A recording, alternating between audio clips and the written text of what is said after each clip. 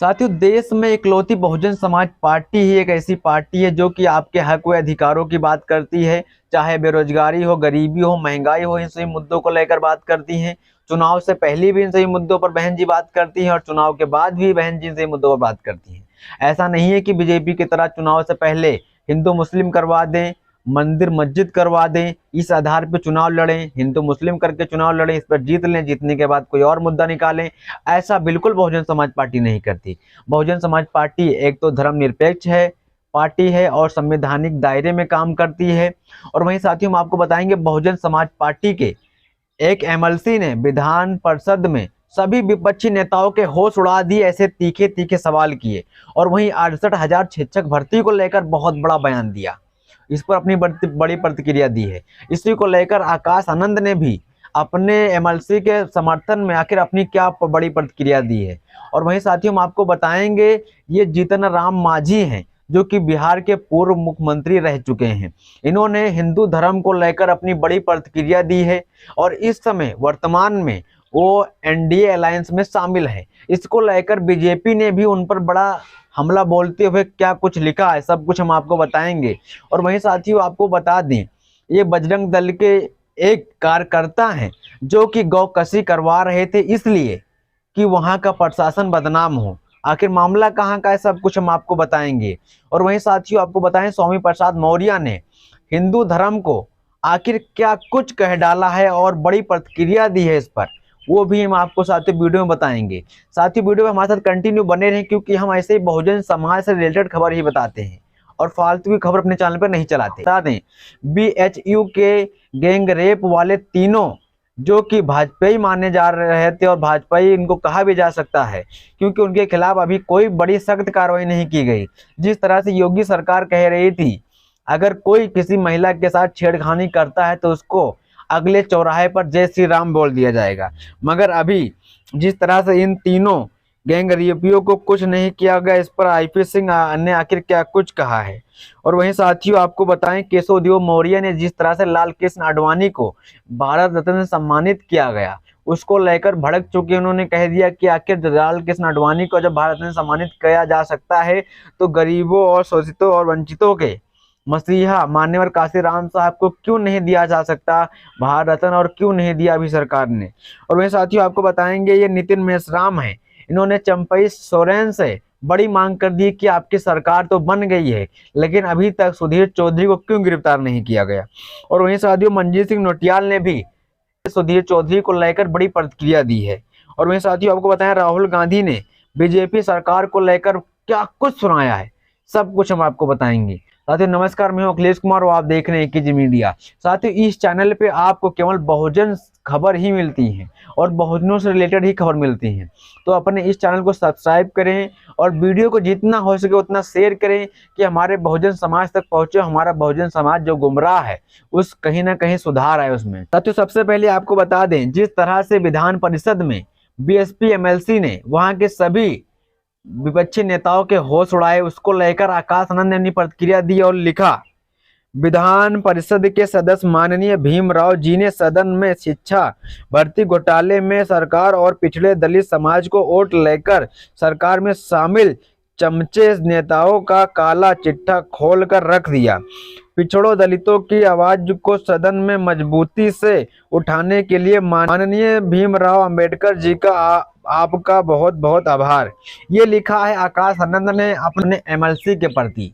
जिस तरह से उन्होंने सदन में ये बड़े मुद्दे उठाए 68,000 शिक्षक भर्ती को लेकर, उस पर कहीं ना कहीं आकाश आनंद इस समय खुश हैं अपने एमएलसी पर। और वहीं साथियों, आगे आपको बताएं ये यूपी के मुस्लिम युवक को फंसाने के लिए थानेदार को हटवाने के लिए बजरंग दल के जिला प्रमुख ने कर डाली गौकशी, ये लिखते हैं द मूक नायक। और वहीं साथियों, आपको बता दें केशवदेव मौर्य ने लिखा जो कि महान दल के राष्ट्रीय अध्यक्ष हैं, पिछड़ों के आरक्षण के लिए बने मंडल कमीशन के विरोध में कमंडल यात्रा करने वाले लाल कृष्ण आडवाणी जी को भारत रत्न दिया जा रहा है तो दलित पिछड़े अल्पसंख्यकों के मसीहा स्वर्गीय मुलायम सिंह जी और मान्यवर काशीराम साहब जी, स्वर्गीय चौधरी चरण सिंह और आल लाल प्रसाद यादव को भारत रत्न क्यों नहीं। इससे स्पष्ट है कि भारतीय जनता पार्टी दलित, पिछड़े, अल्पसंख्यकों को आरक्षण और उनके हक अधिकारों से विरोध है। ये लिखा है केशव देव मौर्य, जो कि महान दल के राष्ट्रीय अध्यक्ष हैं। जिस तरह से इन्होंने इस बात को लिखा है, बहुत सटीक और बहुत सही तरीके से हमारे बहुजन समाज को समझाया है। इससे आप कितना संतुष्ट हो और इस पर आपकी क्या प्रतिक्रिया, जोर दीजिएगा।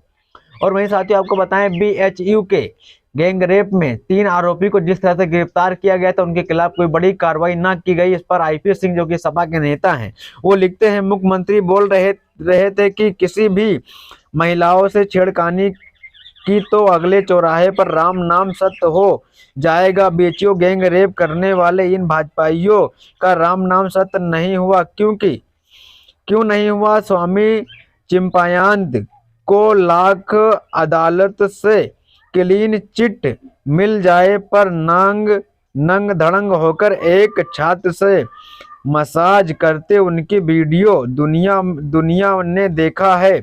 बीजेपी की कथनी और करनी में जमीनी आसमान का फर्क है। ये लिखते हैं IPS सिंह। जिस तरह से इन 3 आरोपियों को अभी तक कोई सजा नहीं दी गई, इस पर IPS सिंह ने अपनी प्रतिक्रिया दी है। और वहीं साथियों आपको बताएं, मुफ्ती सलमान के खिलाफ गुजरात में ATS दर्ज किया गया। आखिर मामला क्या था, इसको लेकर खुद IAIM ने लिखा, अजहरी साहब को गुजरात ATS ने बेबुनियाद इल्जाम के तहत हिरासत में ले लिया है। ये IMI भाई काठा के पूर्व विधायक एवं राष्ट्रीय प्रवक्ता वरीश पठान इस मामले को लेकर काफी सक्रिय हैं। रात के 2 बजे घटखोर पुलिस स्टेशन में मुफ्ती साहब से मुलाकात की। मुफ्ती साहब का साफ कहना है कि उन्होंने किसी भी धर्म के खिलाफ बात नहीं की है, न किसी की आस्था को ठेस पहुंचाई है। न्यायपालिका पर पूरा विश्वास है और इंसाफ मिलेगा।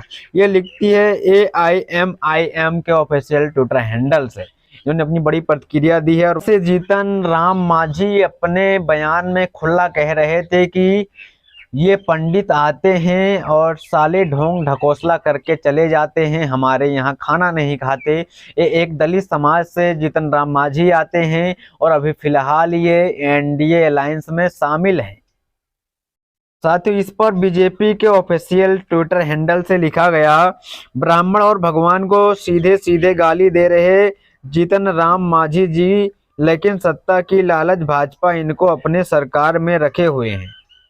ये लिखते हैं बीजेपी प्रो रेडी। और वहीं साथियों आपको बता, मंजीत सिंह नौटियाल ने लिखा, शर्म आनी चाहिए उन चैनलों और रिपोर्टरों को जो न्यूज भी हिंदू मुस्लिम कहकर दिखा रहे हैं।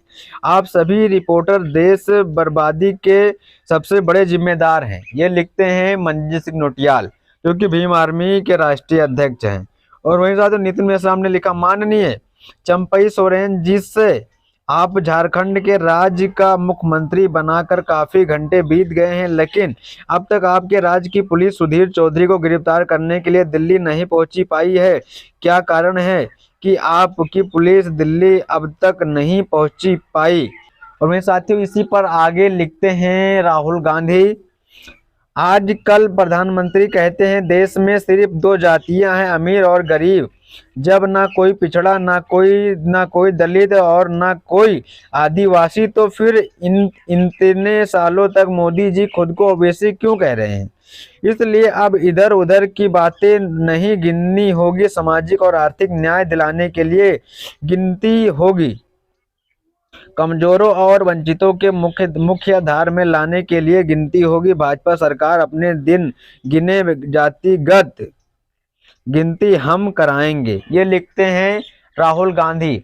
साथ ही इन सही खबरों पर आपकी क्या प्रतिक्रिया है, कमेंट में जोड़ दीजिएगा। बहुत बहुत धन्यवाद।